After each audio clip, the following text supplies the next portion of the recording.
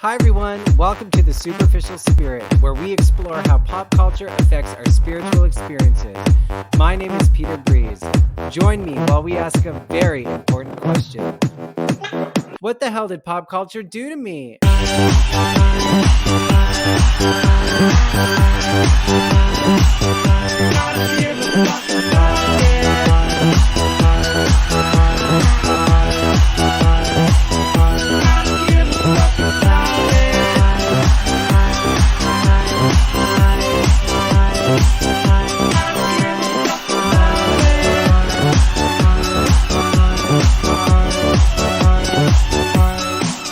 Hi everyone, welcome to the Superficial Spirit. Hope you're well. Thanks for joining me again today. We are having a conversation today that I haven't had yet about the show, and that is one that centers around true crime and how that genre or that field, that medium can inspire people in different ways.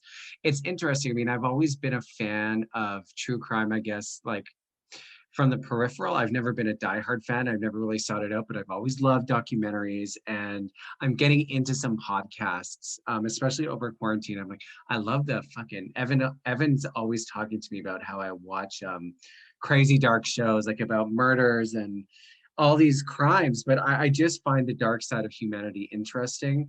And over the quarantine and over the past year for the pandemic, I have paid more attention to true crime, especially since I started the podcast, because true crime is such a huge popular genre. So I have been listening, and there are some crazy stories out there. And a friend of mine, Kat Thorsen, who's on the show today, is an amazing artist, and we've known each other for years. And we actually collaborated on a project that was based around a cold case. And I thought it would be a really interesting opportunity to talk about how something like that, like a cold case that you find out about through the media, maybe through a podcast, can actually inspire your own personal growth in artwork, and the way you sort of peek into a stranger's tragedy, how that can affect your life in positive ways. And I feel like it's a little controversial, and Kat and I did have a brief conversation about this offline. Like, what are the lines between reading about something, finding it not inspirational, but it causing an emotional reaction in you, which then allows you to explore something about yourself. Maybe that's creativity, maybe it's writing, maybe it's just some kind of insight into the way the human mind works. But I wanted to talk to Kat a little bit more about that today, and just see, I love unconventional ways that we self-actualize, and that we sort of test the boundaries of what's possible, and how we can be inspired, and what propels us forward. And true crime is an interesting topic. I haven't really, I haven't had anyone on the show from that world yet. So I'm excited to talk to Kat today because, well, I love her. She's amazing, and we've got some great stories to tell. So without further ado, please welcome Kat, Kitty Cat. Good morning. Oh my God, your house looks, look at all those books. Every time I see you on Zoom. Holy moly. I know, and they just keep growing. Well, I promised myself as a kid, I probably told you that before, to never get rid of a book because I wanted my own life. God. That's amazing. So I didn't. Yeah, and this is it just looks great. Yeah, it's kind of fun. You know what? Recently, I got this big like coffee table book. It was of David LaChapelle and all the celebrity portraits that he's done. Yeah. And I didn't ruin it, but I took it apart so that I could scan all of the images and then put them on the wall. And Evan was like, "Oh my God, don't ruin the book." And I'm not going to ruin it, but it was the first time I had ever thought about, like, the process of like letting a book go or destroy it. We have a lot of books that we put in storage because we have not a lot of space, but I don't know if I've thrown out a book. I know I've given some away to friends, but I don't think I've thrown one out. The only time I've thrown out a book was when I used it as a window in this old building as a window opener. It was like mold. So I'm like, oh, I can't save you. I put it in the oven though. I put it to try. Oh my God, you did. You cooked the book to try and save it. Oh my God. No, and then I've given them away for sure, like that. Yeah. I've done a lot of that, but no, these are like the babies, right? But the best time for story for dismantling a book was I was working at Burnaby Youth Custody Center and trying to get these young people who were, in for a lot of stuff and had a lot of attachment issues and stuff to get them engaged because they weren't really trusting me. So I brought in this amazing book about rock and roll posters, so history, like amazing. So I thought that would be good to look at for inspiration. And I had my back turned and I heard like somebody cutting. And I'm like, and so the first instinct was no. And then it was, oh, let it go. And they dismantled it, made collages, and I bought 5 different versions of that book over the years, like just so they could Wow. changed everything. It was the day that everything changed in how I engaged. It was really cool. Yeah. Yeah, if you're handing over something to be used as inspiration, you kind of have to let it go, right? Like, especially for youth. I mean, they're not thinking, what is the appropriate way to handle this? They're just like, Yeah. oh, I like it. How can I like consume it and Yeah. have it more? Yeah. Yeah. So that was really good. I when I was really into dream boards, vision boards, I remember being like, how the hell do people, where do people get like these robust collection of books and magazines to cut things out? Because I would wake up one Sunday and be like, I want to make a vision board, but I had no books. So I'd have to like collect images online and then print them out. But I always wondered that. I mean, I never had, now I have more books, but yeah, like collecting magazines or like just having a huge stack that you can make collages with.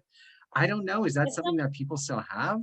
I don't think, well, maybe some people buy magazines, but I mean, in like my generation, it was all about buying the magazine, right? Like the interview Yeah. magazine and all those incredible Oh, magazines. And you'd go to the local newsstand and find them all. Now it's like, yeah, I did buy one magazine in like it was the very start of the pandemic, and it was National Geographic, and it was like supernatural, and I was like, "Ooh, this is gonna be good," and it was like 17.99, oh, yeah, and oh, it was so expensive, and all it did was basically say, they broke apart different kinds of supernatural phenomenon, like ghosts, reincarnation, and then it was like one page, basically a description of what it was. So I felt like it was kind of a waste of money because it didn't dive deep into anything. It didn't uncover anything. It was just sort of explained what different things was. And I was like, you know what? For a person who hasn't bought a magazine in a long time, this definitely didn't make me want to buy another one. yeah, no kidding. And yeah, and then also like when you do a dream board like session, it tends to be the Oprah images and those little people it tends to look the same because it's always the pretty pictures and then the quotes that everybody cuts out. Yeah. So Mm, yeah. mm. Like go to the local community library and pull a bunch of stuff, right? Those free Exactly. magazines, yeah.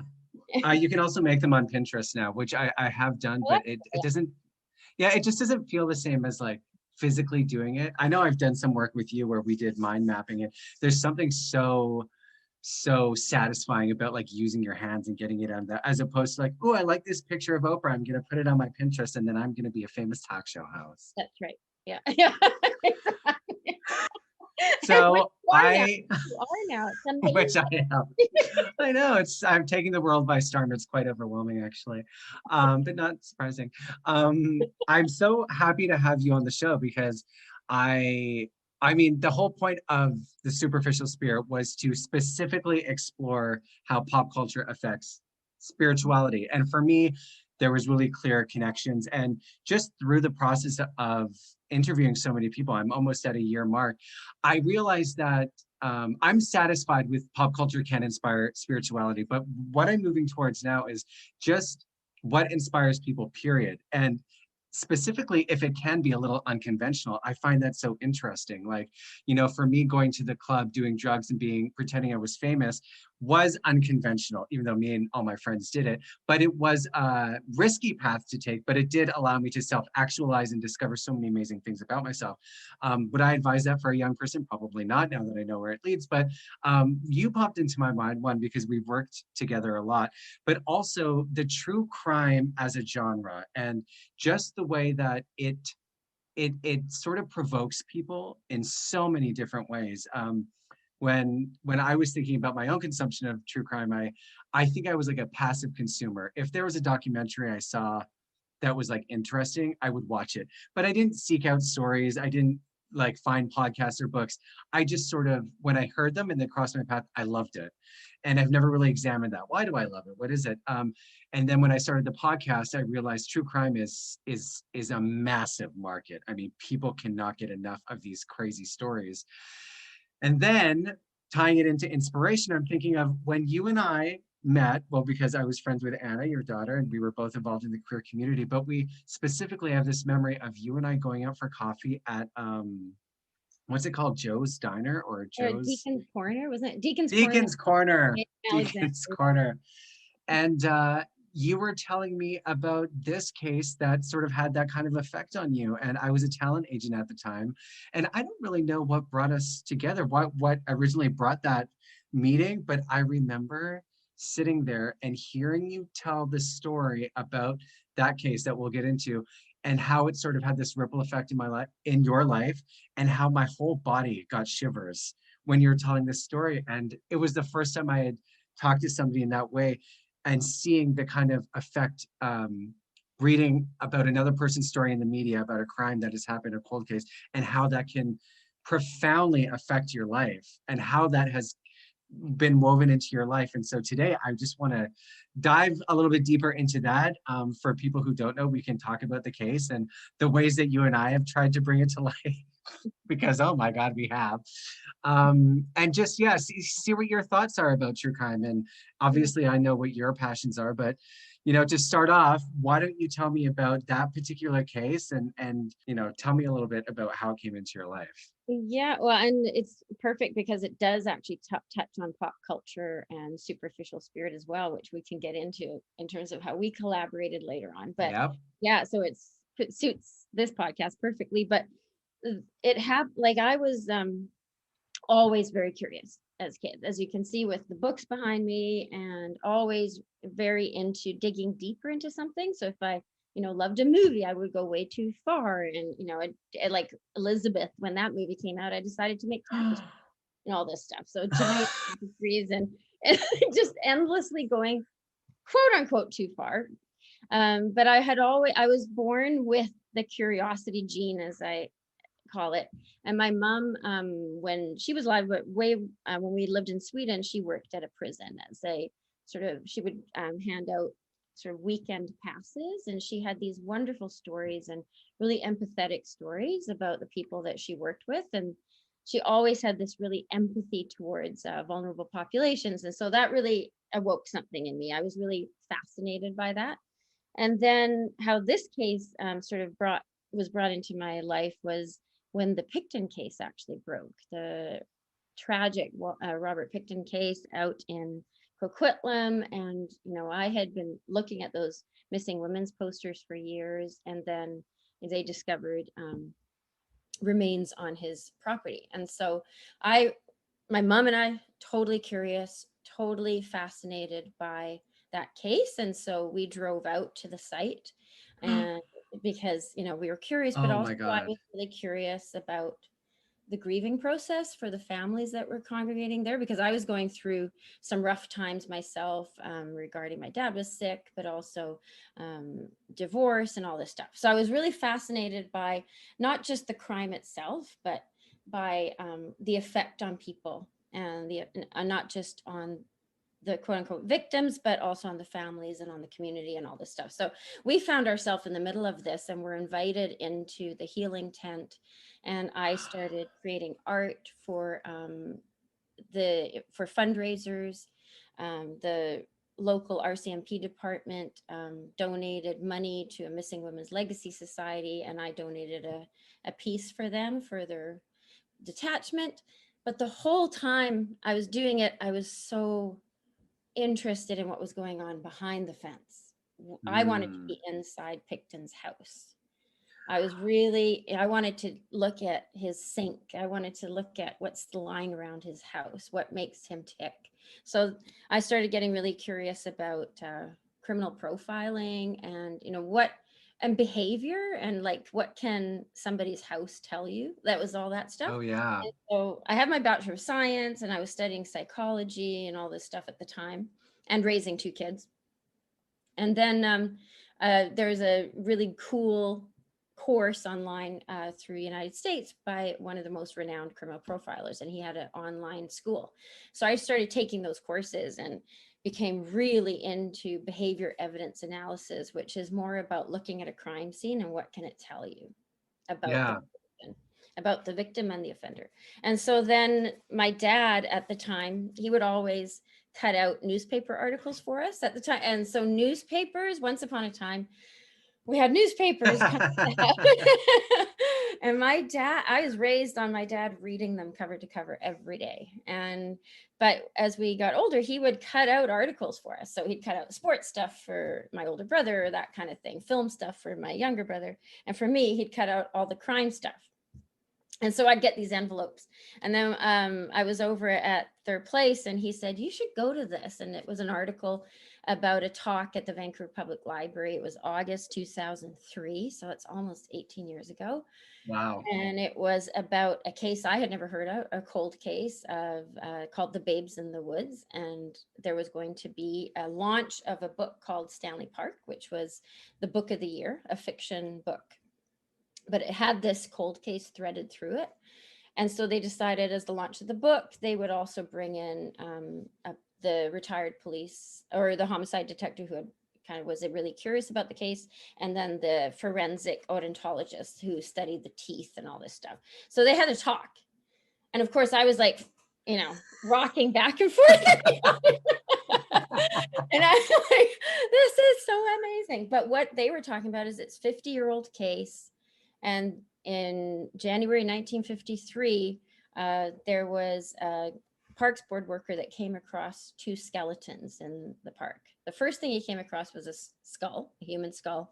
And he took it kind of like as a, meh, that's typical. Post-war Vancouver, people had died in the park, lived in the park. But then he realized, maybe I should take this a bit more seriously. So the next day he actually told the police, the mounted squad in the park came over, and they discovered that it was actually 2 skeletons and actually 2 children. And so this incredible epic journey for many years since has been to identify who those kids are.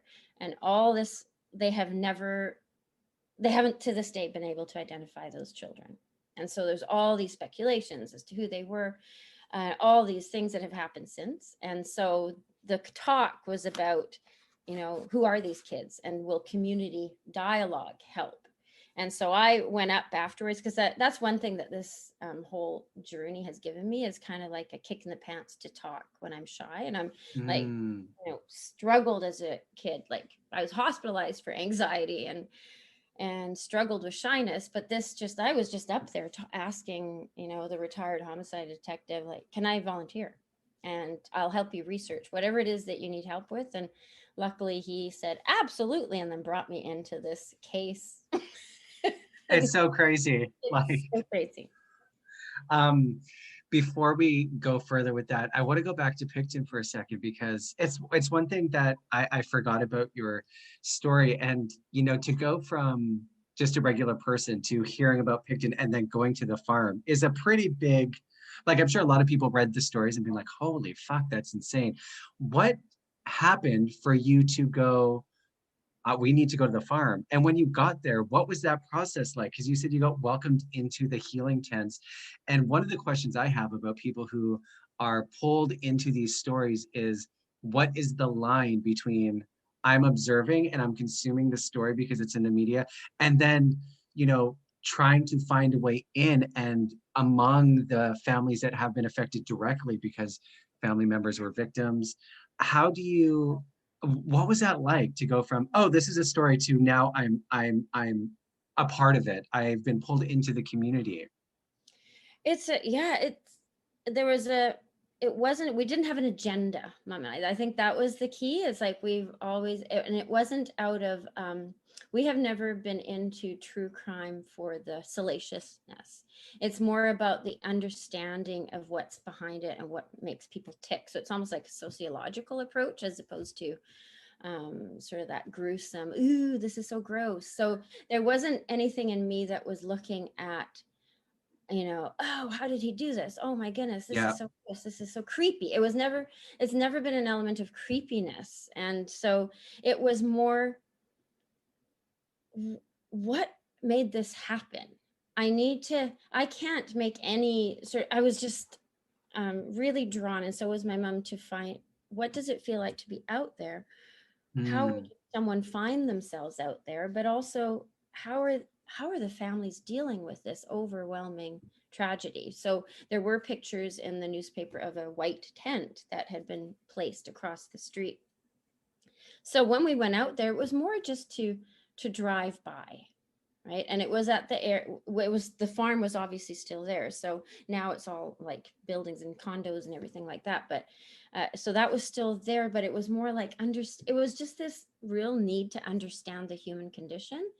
And that's something that's always been a part of my artwork, part of my writing, and part of my work as a youth worker and creative engagement facilitator. And my mom, when she worked with older adults or within the prison setting, it was all about the empathy of trying to figure out humanity. So that's, I think, what pulled us there. But although at the same time we were like kind of embarrassed, like, holy, we should not be here. But what was so beautiful is that we were given, I think, a white flower, and then it was just an immediate. The families approached us out of, and so we were very open about why we were there, and so they brought us into the tent to show like these beautiful sort of photos of the family, the victims, and the families, and all this stuff, but also just how can we help? We shouldn't just be out here.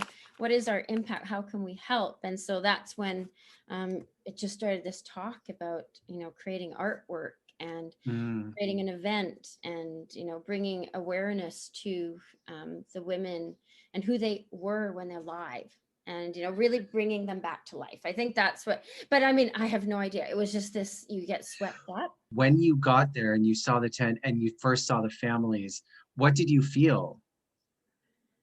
I felt I felt like love and an element of demystification. I think that's what it was. It Ooh. brought it really real. Like, these are real people, and that's why I think since then has been the approach to true crime. Like, that's why I get very reactionary to salacious true crime Yep, documentary. yep. And it becomes, that's not what this is about. These are real people who are affected. We were profoundly moved at the welcoming that we received, so we wanted to make sure that we honored that back. The focus historically with these stories is on the killers, is on the criminals, and Mm, like, mm, these sensationalized, like you said, how they did it, why they did it, what they were like. And to go to a scene like the Pickton farm, see the families and be instantly embraced on that side of thing is such a whoa. It would be such a wake up call or refresh. It's like it shakes you. It's like, this is real. These are real people. And with something like that, with so many names, so many mhm.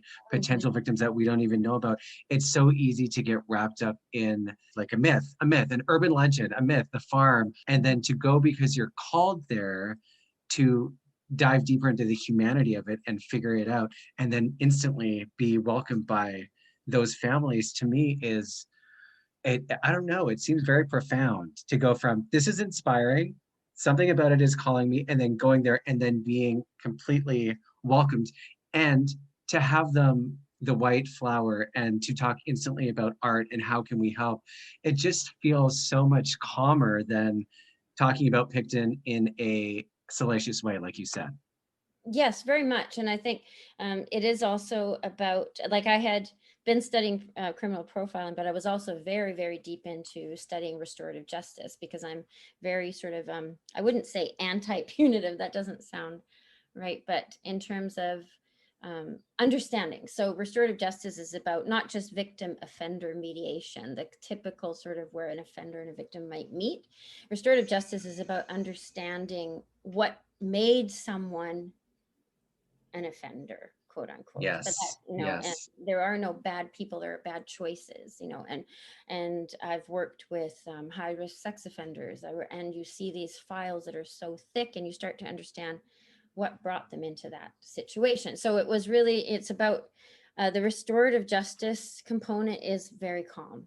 It is more about, let's all just see each other in a circle for who we are. And so I think the healing tent, being very heavily indigenous based, already had a very circle based practice, which is about Mm. sort of looking at people um, in that moment for who they are, but what brought us here to begin with, and can we have understanding?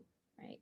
And yeah, so, and it combines that aspect, and then also understanding, like, what are the risk factors and things like that. But I think my mom and I were so horrified was that the posters would indicate that, oh, they're prostitutes, and all that, and then they were all lumped into this really horrible label. Whereas these are, survivors and doing the best they can, and what brought them in. So we can all understand, I'm not Christian or religious, but, they're by the grace of God kind of thing, Yeah. where any of us could have found ourselves in that situation. I was just listening to a podcast called Mommy Doomsday about a woman who it was a practicing Mormon, and a series of events led her down a very extreme path. Her kids went missing. It's quite a captivating story, but what really pulled me into it is how certain things, you can start out like anybody else on the planet, and then certain things happen that take you to that place. You don't just wake up and start committing these crazy crimes. And when you talk about approaching these people who commit these acts with sensitivity and empathy, I'm wondering, do you ever get criticized for that? Like, why are you giving them that space when they've caused so much pain? And if you have been criticized, how do you reconcile that in your own mind and heart and spirit to be like, oh my God, these people have done some crazy things. Why give them the time of day? Why give them this chance to dive deeper when they've hurt so many people? I think it's, it's a great question. Yeah, I've been heavily criticized, especially like after in 2000. Let me just see. Yeah, it would be around that time. So between like 2003, 2006, I worked with Circles of Support and Accountability, and it's a volunteer organization that does surround a high risk sex offender. That's the label. Someone who may have been in prison or imprisoned for 20 years, and they decided that time may have been in prison for severe sexual assault and all sorts of horrific acts, and some of the people I worked with, it was children that were victims, it was older adults that were victims, horrible monsters. But what the volunteer organization was that these particular individuals had been in prison for 20 years, and during that time they refused programming. So they didn't want to do any of the programs in there, because they're like, no, I'm not going to do this. I'm just going to bide my time, and when I reach my 20-year mark, I'm out. And Wow. so if you do programming when you're in, you have a limited time that you're allowed to be in jail.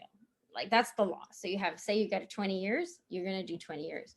But if you do programming, you might be released a third of that sentence, and then you go out into the community and you have support services in place. Obviously there's a lot of mistakes that happen and out there and stuff, but you at least have a place to go. You have a probation officer that's with you and all this stuff. But if you're released at the 20-year mark, warrant expiry date, you get $50, and you get a conditional thing, a 1-year condition form. And that's the shock to these individuals, is that it says you can't go within 50 feet of like playground, you can't do this, you can't do that, you can't do this, you can't drink, you can't do drugs, you can't do, and if you do, you're immediately rearrested. So they're like, I did my 20 years. But they've also Right. been for 20 years. They've also been in for 20 years, and they have, that's all they know, and they have $50, and they're supposed to figure out. So what we did was support them in not reoffending. And so by being empathetic and having a support system in place, for a place where they could go and have coffee and eat, and help them get an SRO downtown and help them get their welfare check, that's what we did. Oh, it was hard work. It was, my friends were like, what are you doing? This is terrible. They don't deserve it. But I've read the files. And then for me, it was education. It was about finding out who an offender was and what made that person tick. And I cried, I was in court, I was all this stuff.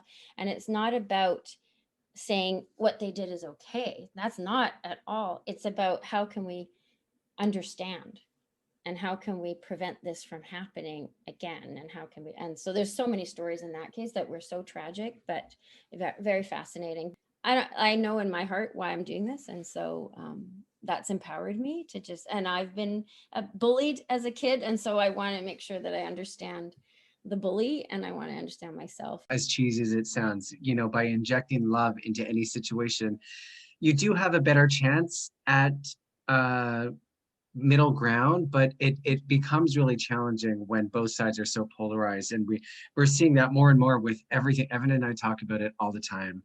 And to blanket accuse a community or a type of person, it it the individuals lose their opportunity to be better than maybe their counterparts, or the people who are giving them a bad name or have done some really awful things. They're like, I'm not like that, but you never get to know unless you give them the space. And I think a lot of people don't want to. So I'm glad that there are people like you who, because getting at like you said, I didn't know they got $50 in a conditional form. I mean, to go out into the world and have a volunteer organization be like, look, we know what you did, we accept that, and we're still willing to work with you. That must be a glimmer of hope that hopefully leads them to a better way of living on the other side of that. Oh, for sure. And like, that's my philosophy, because my main work is working with vulnerable youth, right? And from all gamuts, like a lot of mental health and things. But when I used to work in alternative schools, some of the youth I worked with had never had a good experience. Like, they such abuse and the horrible situations that they came from. So of course they're going to come in to the room with distrust. Like, who the fuck are you is really the feeling. And that was the question from these individuals too from prison. Like, who the fuck are you doing this? What do you want from me? And so all it was staying very present and in the moment. And so for some of these men, they returned to prison pretty quick due to drug offenses, which makes complete sense, because but they had that experience of something good. And so there's something to compare it to. That's the same with the youth in the alternative school. At least there's this light that was given a little bit, they had and they were accepted fully for who they are. And I think that makes the difference, right? And there's something to compare it to. Like, I know what good feels like. I love talking about Pickton with you, and maybe we'll go back to that later. Just there's a lot of theories about that case and how deep it goes, and how I remember I when I lived in Kelowna briefly, I worked with this amazing Indigenous woman named Cheryl, and she told me so many stories about women who went missing, cousins, friends. She said it happened all the time, and there was common knowledge within those communities that there was a community of people that were working together in an effort to take these women somewhere and do something. It was wild just to think of the Pickton case, as horrifying as it is, and then to think that's just the tip of the iceberg. That's right. It's just the tip of the iceberg, and that's the bullshit dark side that scares the poop out of me, because that's the people in power. And yeah. Next week, everyone, stay tuned. Okay, so Babes in the Wood, your dad leaves this. I love this story. Your dad leaves an article for you on the table, and you go, you invite yourself into the police force, and you're like, I need to help. And they're like, okay, you can help us. And that's sort of how it begins for you. And the idea of these skeletal remains, these two kids found in Stanley Park. When you first told me that story, all I knew about Stanley Park was like, you go there on Sundays, you drink on the beach, and it's crazy to think of that kind of history. But you said, there probably is a lot of skeletons in there, wars and people who live in there. So at the time, the skeletons were found, they were just kind of dismissed, like they didn't really dive too deep into it. Or how was the case handled when you started going a little bit deeper into it? What were the things you were uncovering about the case that made you so fascinated by it? Well, and so at the time in January 53, they went really as tough as they could. So they took everything they could from the park evidence, right? So of course, at the time, journalists were allowed on the scene. So there's a lot of trampling, there's a lot of picking apart. So it's not like today. So it's not a pure scene at that time. So that had to be taken into consideration. But they did do a really good job in trying to figure out, okay, took the remains, took the clothing, took whatever was left at the scene as much as they could to the to investigate that. But then they also took the leaf layers, they calculated how many leaf layers there might have been, how many years back, all this stuff. And so, but at the time they did feel that it was a boy and a girl that were that had been killed and left in the park, and they must be missing. And so they did do a worldwide search, and so they found Oh, a worldwide search. yeah, and so they found missing kids, which was great, alive. And there was a big, but nothing. And they did a reconstruction of the skulls, but they were really sticking to the boy and the girl story, and most likely a brother and sister. And then there was the famous, I think it's from 1495 or something, the famous poem about the babes in the woods. So they became this sort of this mystical children in the park, and then it would bubble up regularly. So initially quite regularly, and then after, and they really felt that a mother had done it because of the scene. The children were laid quite head to toe, sort of, they were laid down as opposed to, scrambled. And then they were also covered by a fur coat. So very 1940s kind of fur coat. And then they were, there was a woman's shoe lodged between the two kids and a lunch kit. And so by the scene, they really felt that a woman had done this, and there was evidence that they had been hit on the head with a little hatchet, and that was also at the scene. So all these things that they recreated. So the premise was a boy and a girl were killed by their mother. Where is the mother? And that was the story. And so they searched for 50 years for and more for a boy and a girl all over the world. But every anniversary, every 10th year would bubble up. You can find articles in 1986. Then it would be on all these like classic Crime Stoppers stories. It was on like these US things like Unsolved Mysteries, all those kind of shows. And then in the late 1990s, he was still a working homicide detective, came across the old evidence in a locker out in Abbotsford, and went, I remember this case. He was born in 47, and he thought, well, maybe like modern technology will help. All this time, though, the skeletal remains had been on exhibit yearly at PNE as kind of like what? The Waves in the Woods exhibit. Whoa. Yeah, and so that was just kind of this murder mystery.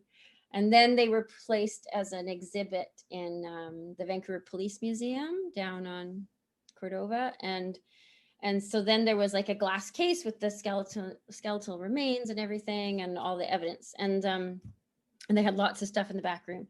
And so then Sergeant Honeyborn, he then took this evidence of boxes of leads, and then he went to the police museum and took the bones out because he wanted to verify, see if they could do DNA.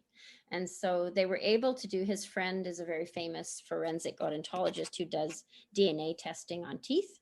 And so there were still teeth in the skulls. And so they did the test, and they actually managed to find enough DNA to do a profile of each child. And it turned out that they were two boys, not a boy and a girl. So then so Honeyborn really felt like, wow, two boys, this is going to open the case wide open. We'll find them now. And still nothing. Wow. Yeah. And so that was the premise. There were some leads that he read about that he really felt was true. And so there was one woman from Mission, a redhead, that he felt was the mother for sure, because he had received a letter. He read a letter from a person in Mission that said, oh, I drove this woman out to Stanley Park with her two boys, dropped them off. And so then that was the premise. So that's when I was brought in. So when the lecture was going on, it was about this redhead from Mission. And who is this redhead? Can we identify her through community dialogue? Can we figure this out? If we find out who she is, can we do a DNA comparison and then solve the mystery, who these kids are? And so I was brought in to research the hell out of like who this woman might have been. So, found myself given access where I shouldn't have access. Oh my God. I mean, I was always going, okay, just go for it till the day somebody taps me on the shoulder and says, get the hell out of here, you homemaker. Like, because it's just like, oh, I'm a housewife. Yeah. Yeah, it was so funny, but I know it was such a privilege, right? Because I was allowed to go to the BC archives and get access to social service records and addresses, and I was brought into community dialogues. I mean, I was just, that was the funny part. It was just, I would laugh after going, what am I doing here? Like, I'm not. How did they just let you in? I mean, it just seems like too easy, like that you just were like, I'm feeling called to do this work. I have a little experience. I'm passionate about it. Can I commit? And then like, I know you, so I know, and you even said you go too far, you dive deep, you need to know everything. So I'm just imagining somebody says, here's some files for you to look at, and you just fucking move into the police station and you're like, I'm not leaving ever. You do. Was that Yeah, was that common? Did they let community I don't people? think so, but there's multiple layers. It was definitely, so at the time when I met Sergeant Honeyborn, he had retired, quote unquote. He loved police work, but he quote unquote retired. So there was a lot of elements as to why that happened, right? He loved, I was surprised because he wasn't of retirement age yet. So something happened. So there's a whole other dialogue that links up with that other dialogue that we're talking about that goes real deep. So that's the thread there. But I didn't know much of that, as that got uncovered as I, started talking to other people. But he definitely loved to be the older wise man. And so here was a woman who is like, I'll help you. And I think it really lent itself to, a bit of his ego, and I was really good at that. And then also do excellent work. So if I research, all of a sudden here I have a binder with all this research and indexed, and and I was like, had all these ideas, and so and my brother and I found ourselves at the police museum with the forensic odontologist and Honeyborn and George Garrett, a renowned journalist, going through the evidence. Luckily, my brother filmed everything because I knew the time would run out. Yeah, I knew that there'd be the day where it's like, no, get the hell out of here. Yeah, you have to leave. Yeah. It just sounds like the perfect, like things aligned for you perfectly to get involved in that way. Like the fact that Honeyborn was retired, quote unquote retired. Yeah. So much time had passed, so I think maybe I have no idea what I'm basing this on, but maybe with cold cases, after so much time has passed, they're more open to like, well, I mean, what is it going to hurt to have an extra set of eyes? And you see him complimenting the case, not coming in and challenging what he's done and what the police had done up until then. Because I do know from the true crime stories that I have listened to or read about, when somebody's coming and challenging what the police are doing and creating that resistance, it doesn't always go well. I mean, a lot of the stories we hear about are police not doing the right, or somehow missing evidence, and then somebody else comes in and is like, I was telling them the whole time. And then why, like the Bruce McArthur, I'm listening to a podcast about Bruce McArthur and how the community was telling the police there was a serial killer in Toronto's village for years and years and years. And then when they finally caught Bruce, they were like, oh no, well, the community didn't speak up. And it was just this crazy bullshit. So I'm glad that those things aligned and it gave you an in to keep doing the work. And when you were deep into that work and you were doing the research and you were with Honeyborn, did you have a sense that this case was something that you would be working on for a long time? Like, was it the case in itself that spoke to you, or was it just the work and it could have been any case? It was absolutely magical. Like, there's talk about spirituality. There's something that brought me in that was out of my control, but because the research that I was doing for Honeyborn was based on the fact that it's a redhead, a hooker, as he would call her, which is horrifying, who wanted to party. And so therefore she hitchhiked, took her kids to Stanley Park, killed them, and then disappeared into Vancouver and partied. That was the premise. And that really showed me like, wow, this is not empathetic. This is not understanding. This is cliche. And so I really disagreed with it, though I worked very diligently on that research and, but I started changing the language a little bit. But at the same time, I then started, because I went into it because of criminal profiling, I started using behavior evidence analysis techniques to go, what do we have? Like, what is it? So let's start at the crime scene and just start there. And what it, and what do we have? We have two children. They're laid head to toe. They're covered with a fur coat. I think a party gal, as he called her, would not have left her beloved fur coat, right? She'd Good be point. coat. And so I'm like, and so we disagreed quite openly, and even in community dialogue, about the why this crime happened. And to me, I felt that it was, for lack of a better word, altruistic. It was the end of the line. It was the last option.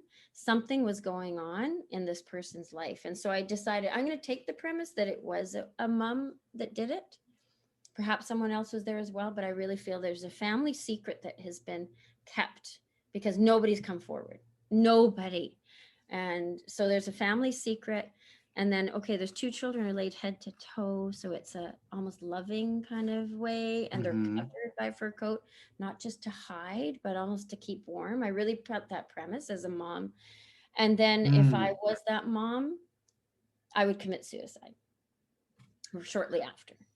And so luckily at the time, so I was doing all this research for Honeyborn, but at the same time I was doing my parallel research.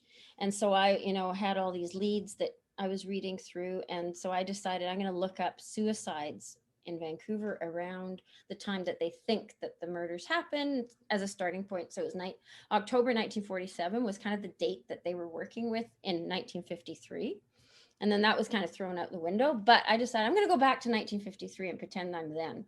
And then looking at, okay, so they say it happened October 5th, 1947. But back then in the newspapers, they would put on the front cover suicides. Pretty tragic, right? They don't do that anymore, luckily. But luckily for me, they did. And so they had these headlines and then images of people committing suicide, and it's post-war, so much trauma, so much poverty in Vancouver. Like, it's just, we can't even imagine what it was like. And so there was, and I wanted to see, were women committing suicide, and were there young women, and, how were they doing it? And so I found a front on November 6, 1947. So that would be like 3 weeks later or 4 weeks later, a woman jumps off the Georgia Viaduct and dies 3 hours later at Vancouver General Hospital. So I printed it out as a comparison case. So I'm at the library doing the classic dreamy microfiches. A favorite movie. I'm pretending that I'm in All the President's Men. I just, yeah. So that's one thing I always loved, are those like research scenes in movies. So that was, this is fucking dreamy. And so I'm like sitting there. I just see like the articles moving past the screen, and it's like the library's dark except for one little light above your head. It's pretty much. So, and I kept you had to use dimes, and so I never had enough dimes, and I was always running down to the coffee shop to get dimes for the printouts.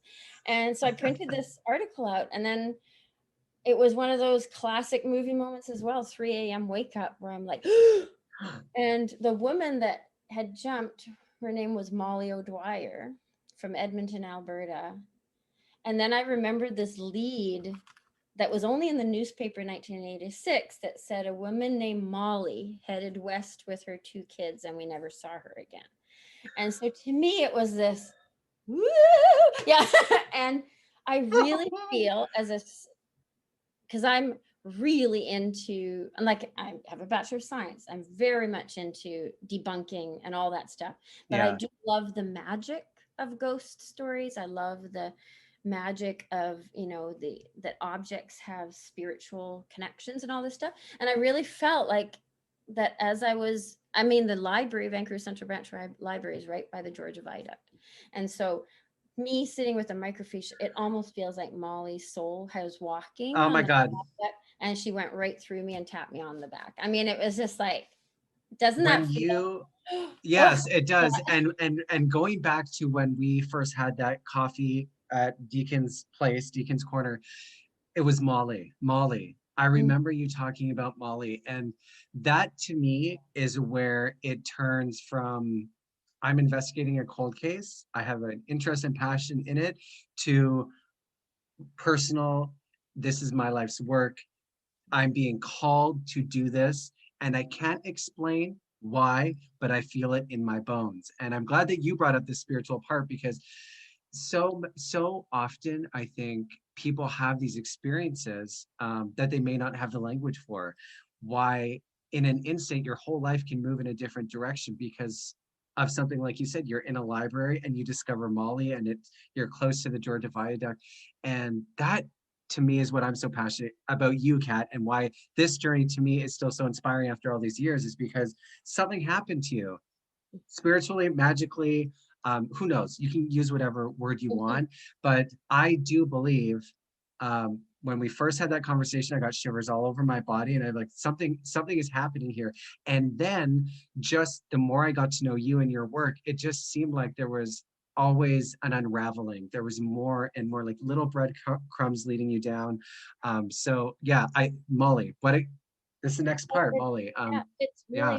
really incredible. And so what was interesting then, I decided to put a profile together around Molly and how much one can find out about an individual, right? So I started to track her life.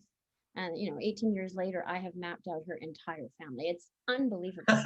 But She's not kidding. She is not kidding, people. I know no. that she's done this.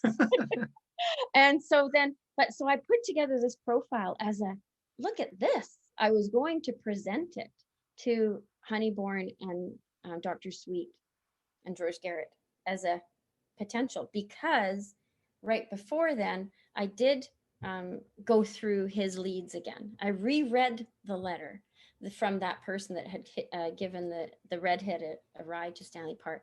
But in the letter, it says he returned a kid. One of the children had left their leather aviator helmets, which kids were wearing at the time, in the car, and I returned it to the school. And I'm like, wait a minute. So there's two children. Both children at the crime scene had aviator helmets, but the two aviator helmets are at the police museum. There should just be one. Yep. And he knew Wow. where those kids went to school.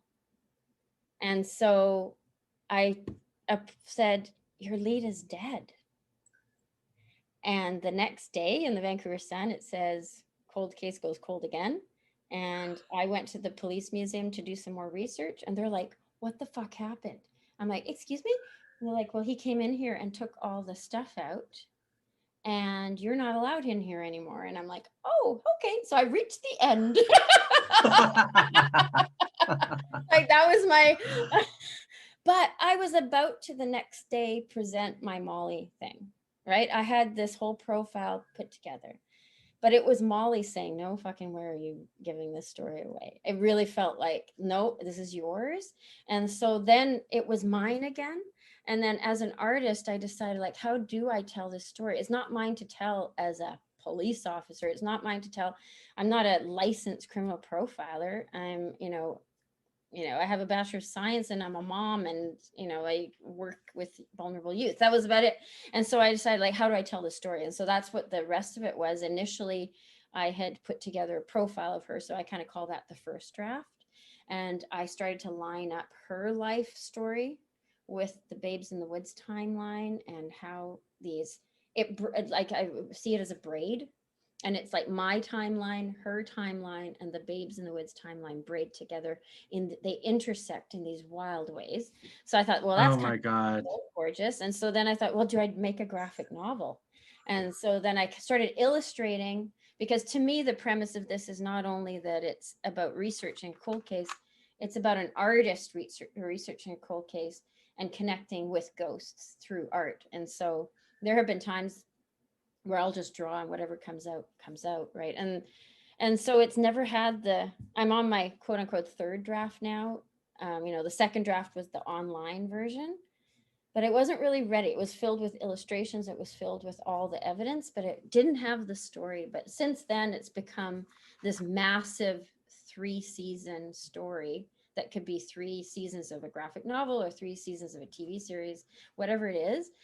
But also I'm living in an apartment where I was at one of my lowest points in my life. I had declared bankruptcy. We were struggling financially, the kids and I, and really needing to make a big change in our life. And this would be 2014. And so I had to sell my condo, and my parents had passed away. I had spent, I would declare bankruptcy because of all the time it took to take care of my parents. I couldn't earn enough money. And so I met an incredible bankruptcy trustee. She was amazing. And she says, as an artist, as a caregiver, this is your right to declare bankruptcy. Will help you. And so that was the first sort of this, okay. And then I came to this apartment thinking, because we started looking at basement suites and all this stuff, thinking that's all I deserve. I only deserve a basement suite. But then there's amazing, as you know, you've lived in this building. Yeah, I have. Amazing vintage, started building in 1929 apartment. And we went to look at it, and I'm like, oh my God. And so the landlord, cozy man who doesn't live here, work here anymore, but he said, tell me about yourself. Because I didn't have any credit rating, anything like that. He goes, tell me about yourself. And so I told him about the book that I'm writing. And he knew the story. And he goes, you need to finish your book here. And I got the apartment. And so I'm like, Molly is in charge. Molly. So oh my God. Just trust it. And so I think that's what the journey for me is. The lesson in all this is just let go and trust. And therefore, the things that you and I, and meeting you and having somebody on my side that allowed me to agree to things and disagree to things, to say yes, to say no, but who I trusted implicitly, who is spiritual, who understands, has been the greatest thing. And then for me to learn, just let it unfold as it should. But let it unfold. Yeah, it's feeling like I'm almost in the 9th month now of pregnancy. This is. Yeah. I feel that. I love that the real story actually starts when you get blocked from the museum and you're not allowed to do that work anymore. And then you're like, then the case really is yours. You have that moment of, do I keep going or do I stop? But it's like, you don't have a choice. And what I love is it's an artist investigating, but you're also a mother and you're a human, and you have so many connections to Molly that keeps the case so close to you. And I love the image of a braid, because that's how it is when you've talked about it. And my experience with you is it just so woven into who you are and what you do. And that is where the story begins. That's the other interesting thing is you have an age now of constant media, constant stimulation. There's never been a better time to be an artist, because if you have a story or a message, you can get it out there so quickly. With social media, with the internet, you have a blog. And so it's like, in one way, oh my God, amazing, I can do this any way I want. But then also it's a little daunting, like, how do I do this? Where do I start? And your graphic novel it's the perfect part for you, because you're a visual artist, and it really brings the case to life in that way. But we did explore the reality TV route. And to me, that was really exciting because, well, hello, I love reality TV. But when I first sat down and talked to you, I felt I could help you because I'm a connector, and I'm really good at getting things done, and I can push projects forward. So that was how I envisioned me helping you. And again, no experience in true crime. I was an agent for actors, so I'd never worked with a writer or an artist in that way, but I just felt connected to it in that way. It was at the height, I think, of true crime genre at that time, because it was the real big ones. It was The Keepers. It was all these amazing ones were coming out, where they were kind of changing the way that they were presenting it, more elegant as opposed to the old school 2005 version. So I think it was very exciting, and that was where the pop culture thing comes in. It's like, why not go on that bandwagon right now? Well, and it was interesting because for me as an agent and as a fan of pop culture, I remember when there was immediate interest from them, and they're like, oh, this is a great story. They liked how you were an artist and you had original work, and we basically wrapped the case in a bow and give it to a production company. You have done so much research. It's all there. All they had to do was film you and bring it to life. But the process was interesting because a few times basically for anybody who's ever worked with a production company, you pitch them an idea, they like it, they may or may not like the work that you have done, and you essentially are constantly in a dance with how much creative control are you willing to give up, or how much are you willing to collaborate. Because if you've worked for almost 20 years, well, 15 years at that point, I don't know, it's the constant conversation of, how do you envision it being on TV? What do you envision? And you were really clear. I really like the keepers. I don't want it to be salacious.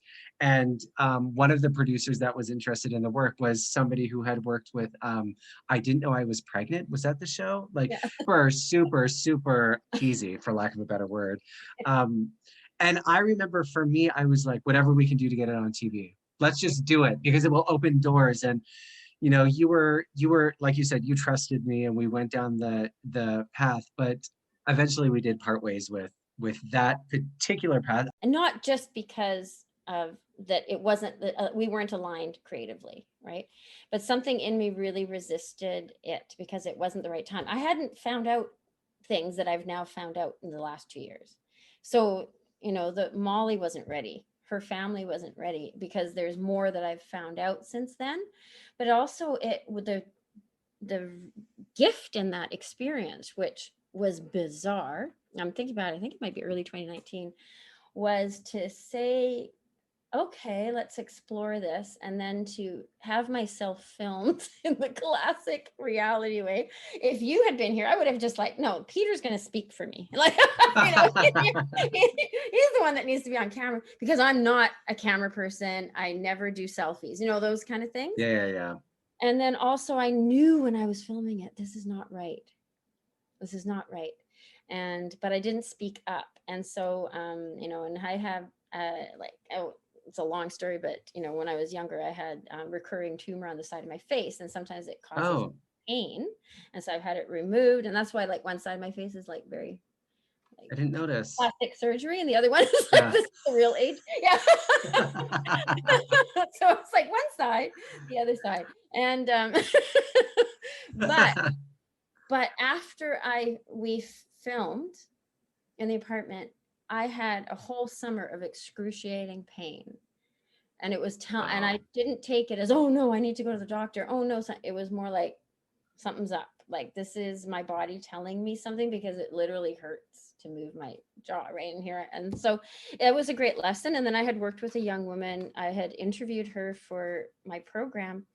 And when I asked her a question, she took 3 minutes to respond. And I was so moved.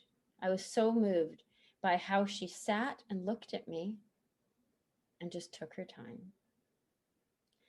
And I thought, oh, I got to remember that. And so then when I decided, you and I had a lot of conversations as to like, what do we want to do with this? And you were so fantastic. And so when I had to have the phone conversation, which was my learning curve, was to say no to a creative. Because this is their creative vision, and that's a tough thing to say no to for someone. And you were on the phone with me, and I took that time. I paused and, channeled that girl to say, I don't need to fill the space with, and I don't need to please, because that has been my role up until that moment. And it changed my whole life after that. Because the case was so personal to you, and because the work you did was so personal in your own healing, in your own growth, I couldn't justify pushing you to do it just to get some money, and also just to get on TV, because I think that you really sell your soul in that circumstance. And if it would have gone on TV and we watched it and you didn't like it, it would have been such a letdown. And then we kind of paused, like, we didn't really, you did your thing. I'm in Toronto now, and I was doing whatever I was doing.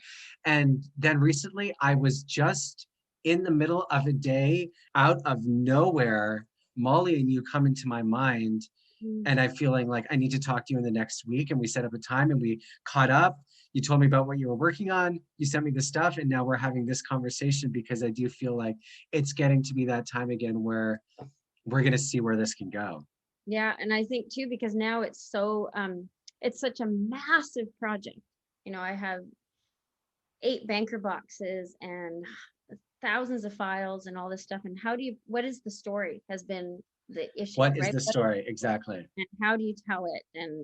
And so now I finally have a form where I can dump everything in and really write it in present tense and write it as it could be a screenplay, it could be a fictionalized drama, it could be anything, but at least I'm very secure in what the story is now. So now it's easier in a sense to quote unquote let it go. I do recall like when we had that dangling Netflix and all these things in front of us.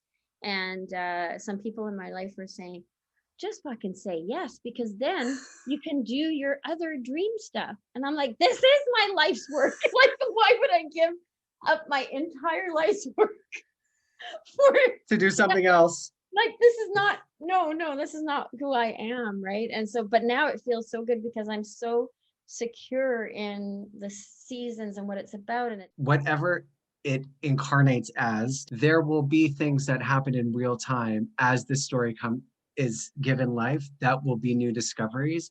And I think that will be wild. I love talking to you, Kat. It makes me feel good. And I find you so inspiring, and the work that you've done over the past 18 years is just such, it speaks to how much you care about the case. And I know that you bring that into everything that you do. And I feel so lucky to have you in my life, and to be able to collaborate is such an amazing gift, because we come from such different places, but I really feel like I'm talking to somebody that is like a kindred spirit in the same way. So I'm so excited to see what happens next, honestly. Yeah, me too. And I'm so grateful for you. I'm so grateful for you being that crazy club kid that I met that I did portraits of, and then somehow we're in this position. Who knows? Oh my God. I know, it's so crazy.